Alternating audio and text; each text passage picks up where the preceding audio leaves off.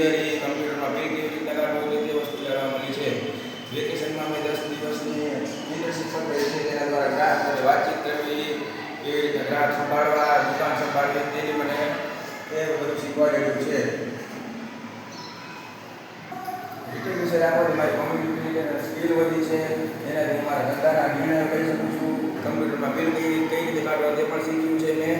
ગ્રાહક સાથે વાતચીત કરી નવો ધંધો કઈ રીતના શરૂ કરવો તે બધું પણ શીખવા રહ્યું છે. મારો એક ફૂડ સ્ટોલ પર છે. આ વિશે રાખવાથી મને તેના પર કેવી રીતના કાર્યો કરવા અને બીજી વસ્તુઓ પણ ઘણી જાણવા મળી છે.